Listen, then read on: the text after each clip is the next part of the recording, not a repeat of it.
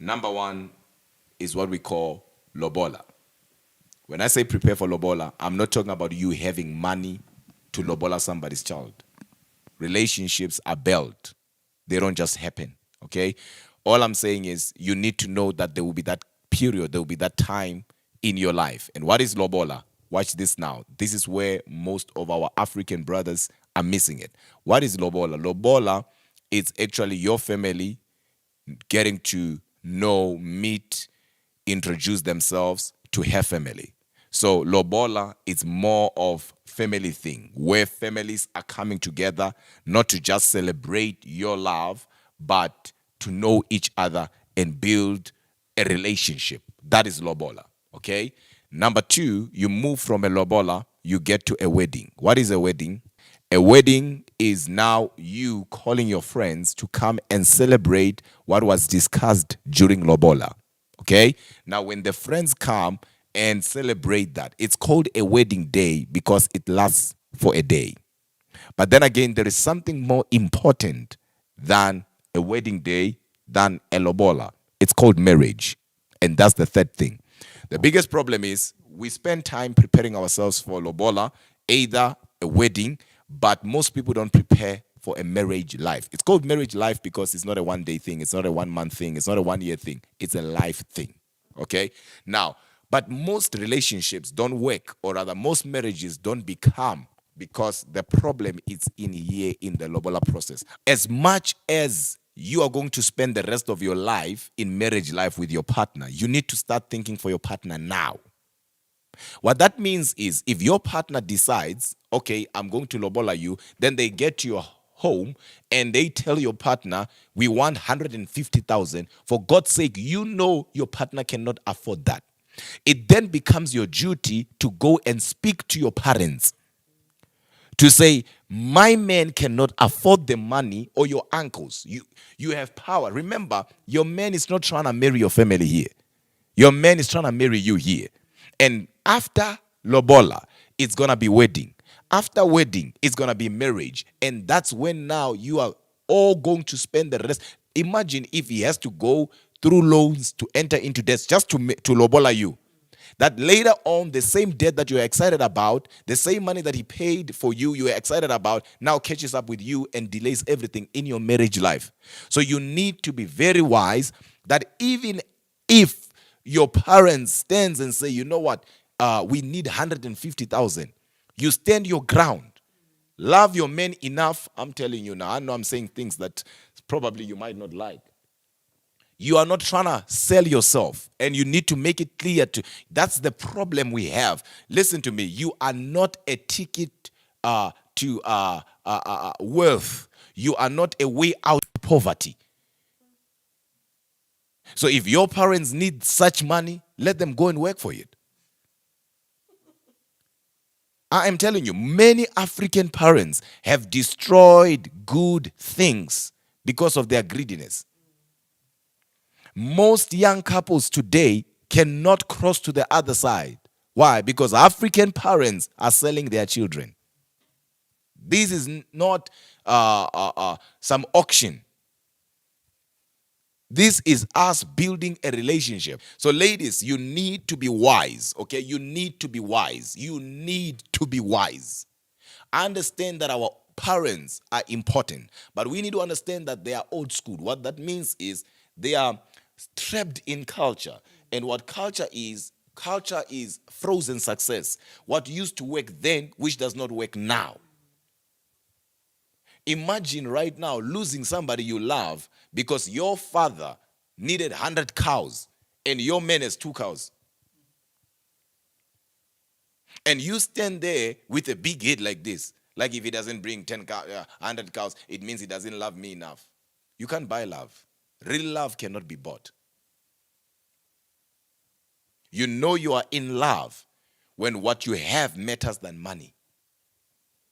Of course, I'm not saying that, your parents should not decide. They did not take you to school for the men. They took you to school because it was their responsibility. You'll find African parents saying, she went to school. We did. It's your child, for God's sake. You were supposed to do that. Why did you bring this person into this world if you're not ready to take them to school? You didn't take them to school so that when I'm about to marry them, you're going to charge me and make me pay you back. That's crazy, people.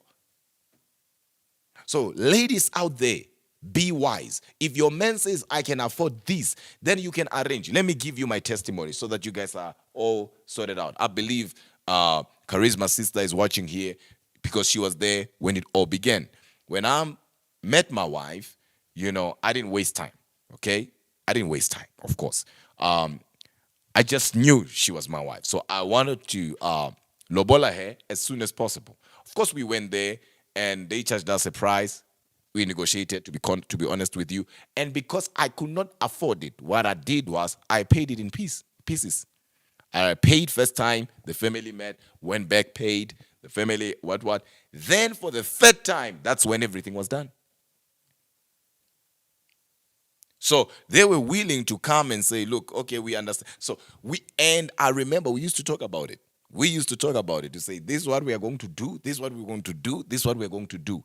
So if she was not a wise woman, she would have said, no, be like Adam. When Eve found Adam, Adam had everything. Am I Adam? Am I the first man? Adam was spoiled. Yeah. Yeah. I know women, they misunderstand the life of Adam. Say, me, I want to find a man like Adam, having a garden, having everything. Adam did not start that garden from the scratch. They put him in the garden and say, work the garden. And if you can take any man right now and put him in a company that is worth billions and say, work, 70% of them, they might make it. It's all about mindset. And guess what? He had no choice because if he didn't work the garden, he would not have ate. So we cannot say, yeah, like Adam. Adam, of course, I understand that. It's important for a man to have a vision. It is very important. Even personally, this is actually, I don't think I've ever told my husband this, but at home, they actually set me down before they put a price on the lobola. They set me down, they asked me, this is how much we want to charge. Then I had to tell them, no, let's charge this much, let's go to this much, because I understood how much my husband or my partner at that time can go. So it's important. It's very important. Most families, they do it, but if they haven't done it or they're not planning to do it at home, it's very important for you to know how to speak for yourself, to speak for your future between you and your husband. Because like my husband said, the marriage is for a lifetime. A wedding is for a day, just a day. I mentioned something that has to do with Lobola. Now, Lerato is saying she moved in with the boyfriend, who now, of course, she calls the husband. Okay. Because the husband did not have money. You understand? So she decided to move in. So she's kind of excited that I spoke about Lobola and all of that. So I need to fix that quickly so that I help her and rescue her and rescue as many people as possible. Now, Lerato, let's start here. You are single until you are married. Until you are married, Lerato, you are single. I don't care, Lerato, if you both have a joint account. You are single. His mother calls you daughter-in-law. You are super single. You can kill anybody for him. You are stupid and single. You are offended by what I'm saying. Super single. So you are single until a man marries you. At the end of the day, it is a man's duty, man's job, responsibility, okay? To remember, Jacob had to work for 7 years in order for him to get his dream girl. And as a matter of fact, he got a wrong one. To an extent that he had to work another 7 years to get the right one. So all I'm trying to say is, it is in every man to fight with all that he has to be with the woman that he loves. And sometimes it might take time, but eventually it will happen.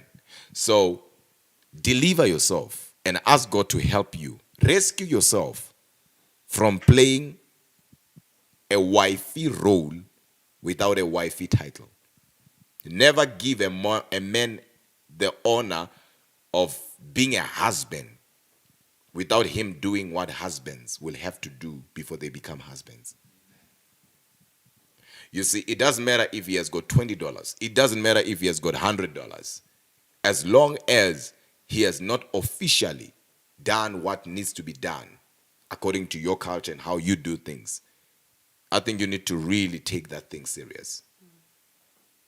And I'm not, you see, sometimes we cannot justify our partner's doings because at that moment it's the right thing to do. Sometimes we need to think for the future and stand our ground. You're a woman, you're not a sissy. So you are something to be valued, you are something to be worked for, fought for, and you're something that you're something that a man has to die for. Hence, Christ died for the church. So, husband, love your wives. Meaning, as Christ died, if it says you need to die, do that. So, all I'm trying to say is there is really nothing special about that. Okay? So, get your things right. And I'm not trying to hurt you, I'm trying to help you. And trust me, I know you might have done it because you are thinking maybe in the future he will probably do it. Trust me, he won't. He won't. Why will I pay for milk while the cow is already giving me milk and is staying in my house? And somebody tells me you need to pay for milk. I mean, I'm getting milk for free. So why will I